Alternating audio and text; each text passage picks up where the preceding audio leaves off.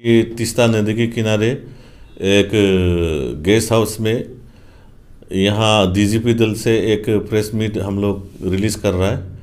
बात यह है कि हम लोग आज यहाँ सारे जाति कुल भाषा धर्म के लोगों के साथ द्वारसवासी के जितने भी आदिवासी ट्राइबल्स हैं इन सब लोगों से मिले और हमारा जो डिमांड था द्वारांचल प्रदेश गठन करने की, जो 18 द्वार्स को लेके वेस्टर्न और ईस्टर्न द्वार्स लेके, तो ये जन जागरण बोले जाने से ये शुरू हो चुका है। यहाँ के लोग समझ चुके हैं कि हम लोग क्या चीज़ मांगने जा रहे हैं।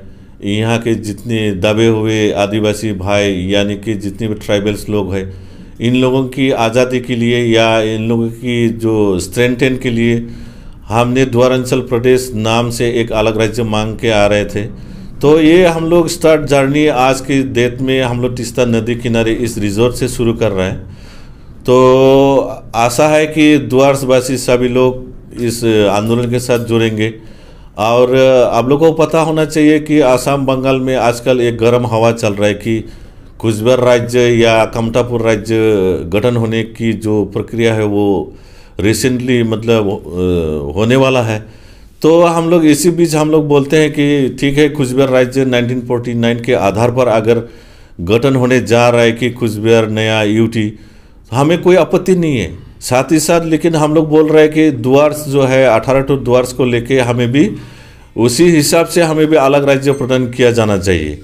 क्योंकि देखिए, जो जिस आधार पर कुचबिहार राज्य मांग रहा है, जो कि 28 अगस्त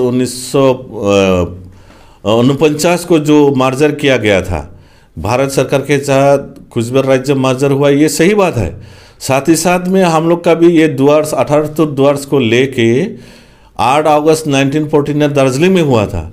यानी कि ये बात मैंने पहले भी बोला है, ये स्पष्ट रूप से प्रमाणित हो चुका है कि ये 18 द्वार्स कभी भी कुचबिहार राज्य के अंदर नहीं था और न ही ये आसाम राज्य के अधीन भी था। इसको 1949 में तदनदिन जवाहरलाल नेहरू, पंडित जवाहरलाल नेहरू जी ने इसको 1949 में अलग से इसको 8 अगस्त को दार्जिलिंग में शामिल किया गया था। तो इस आधार पर देखा जाए तो ये द्वार्स अंचल यानी कि 18 द्वार्स मतलब कभी भी कमतापुर या कुचबिहार राज्य या आसाम के साथ शामिल नहीं था। तो ये इलाका आते आते आप लोगों को पता होना चाहिए इससे पहले कि ये पहले जब मर्जर हुआ कि 1865 को मर्जर किया गया था। फिर दूसरा मर्जर हुआ था इसका जो है 1910 को मर्जर किया था। फिर भारत स्वाधीन होने के बाद 1947 को फिर से इसका विस्तारित रूप से मर्जर किया गया था। तो तभी भूटान को 32 स्क्वायर माइल जो कि दवांगिरी देवटांग जो इलाका थे उसको भूटान को रिटर्न किया गया था। तो ये इन सेंस ये एक मर्जर ही था। मैंने पहले भी बोला है कि ये 18 द्वार्स एक मर्जर करके भारत के साथ शामिल किया गया है। तो हमें ये 18 द्वार्स को लेके ही हमें इस आधार पर हमें अलग राज्य गठन करना चाहिए।